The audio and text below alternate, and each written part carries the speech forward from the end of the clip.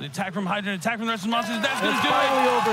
Steven is your two-time YCS champion and YCS Indianapolis champion. Congratulations, Steven Santoli. You had an incredible year, and now you are a two-time YCS champion.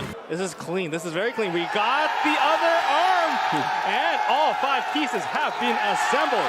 The legs, the arms, the head. Exodia obliterate. Unbelievable. Wow. YCS Indianapolis was incredible, starting off the format for Age of Overlord with game-breaking cards and meta-shaping cards. But we also had some surprises as well, like the Exodia player who assembled every single piece successfully. I think that was a historical moment for players who, you know, enjoyed the game, enjoyed the anime, and who enjoyed watching it unfold. So that was pretty insane. But we also saw a Rescue Ace mirror match in the grand finals, which may or may not confirm that Rescue Ace might be the best deck in the room. And so this is a great start to the Age of Overlord format. I'm super excited. And so let's break down exactly what happened in YCS Indi and what might happen as a ripple effect, as there is another YCS happening next week. Make sure to like, comment, and subscribe, and let's get into it. So for rounds 1 to 9, day 1 Swiss, there was a lot of different representation of decks. Of course, we saw the Exodia deck in round 4, but we also saw decks like the Sinful Spoils, the Horus engine, TEARLAMENTS, and just an example of why this set is insane. But I think the showstopper, the standout card was SP Little Knight, because you can use any 2 monsters to summon it and have a guaranteed interruption on your opponent's turn. And as I was watching through the Swiss, I realized it's a great counter to Purely. I may explain why Purely was not able to make into that close top cut. And so there's just so many ripple effects. It could take me forever to really break it down in this video, but let's start off by explaining what the hell happened with that YCS Indi round 4 game. Exodia with, I guess, a Draco Slayer Warrior Link Warrior engine, where you could play cards like Time Star Magician, searching a dark spellcaster, but also this strange spellcaster I put up on the screen here. When it goes to grave, not once per turn, of course, adds a normal spellcaster to the hand. And the player who did this, Jeffrey, was able to utilize his combo really nicely with the Draco Slayer engine, Crush Sheep, looping that monster and basically assembling the Exodia. And so that is a historic moment, and I was really happy to be a part of that as well. I was watching the live stream and I was freaking out. And the reason why it's such a huge deal is, you know, this is a prime example of whether you adapt to how the game is played at the moment, or you simply complain and don't enjoy it. So there's a lot of controversy at the moment about how Yu-Gi-Oh is a 20-minute turn game, and ironically, as I'm saying that, someone got a game loss for slow playing Tournament, which is one of the slowest decks in the game. At the same time, the Exodia deck be a tournament player.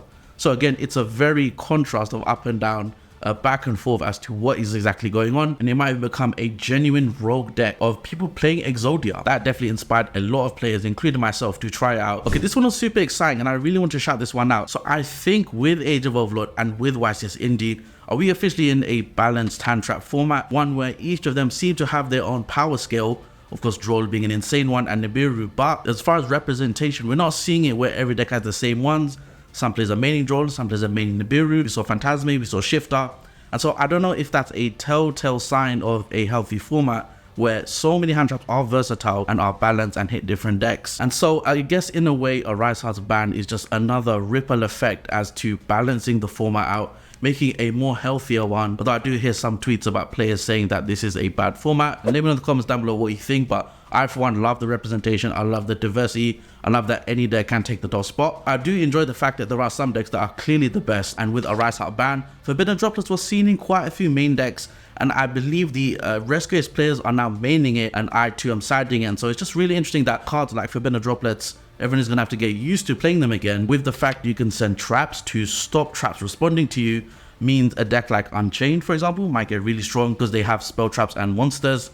Primarily, where other decks mostly have monsters and spells. Some other super interesting and really fun topics were Ken Gen or Gen Ken and the Acid Golem of Destruction, Mekanko Gen player who successfully summoned Acid Golem, summoned Geoneo Converser, and gave the Acid Golem to the opponent. It was like an Ibli lock because Acid Golem says you cannot special summon. And so that was quite fascinating to watch. And as well as Ken Gen, I think cards like the Horus package seemed to be underwhelming. And I did a poll on my channel about whether Horus tournament was the way to go or if pure tournament was the way to go. And I think this tournament just added even more uncertainty because now there is no definite version. And so I wonder what is going to happen to that package. Of course, leading up to the YCS, other content creators like MCode40 and others were discussing how the Horus package may have flopped, and the pre-order prices were a whole different story, but now it definitely seems to have not done as much. And will it affect the sales of Age of Overlord?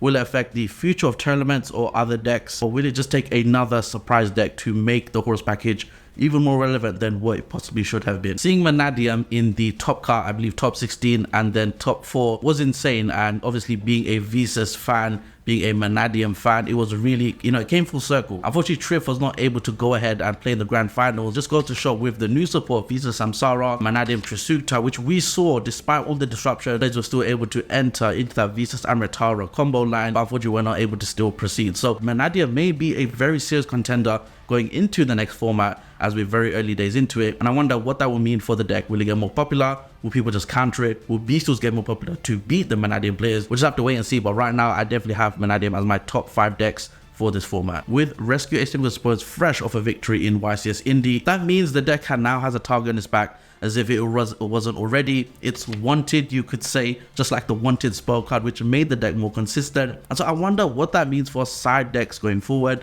Will people play the Artifact Lancia? Will people stop playing Bestials? Will people play DD Crows to stop the Turbulence and prevent the special summons? Will Nibiru become a main deck option now going forward? I am very curious to see what is going to happen. Of course, there are slight effects with Amazing Defenders being a super old pack right now. And so again, just so many things happening in the game of Yu-Gi-Oh right now. And so what I want to know from you guys is, what is the deck you expected to win in YCS Indi? What was a shock factor or a surprise? I'm sure many of you will mention Exodia, but also it is literally early days, and I believe we're only 4 or 5 days into the format of Age of Overlord, and we have a long way to go with a ton of releases. Rarity Collection is around the corner. There are some big changes coming up, and of course another YCS next weekend, which just is super exciting, and I think this is a great time to be a Yu-Gi-Oh fan. So with that being said, thank you guys so much for watching. Let me know what you thought about this video in the comments down below, and I'll catch you guys next time on the channel, where we will be profiling PK Horus, you heard that right, Phantom Knights Horus, Vanadium TEARLAMENTS,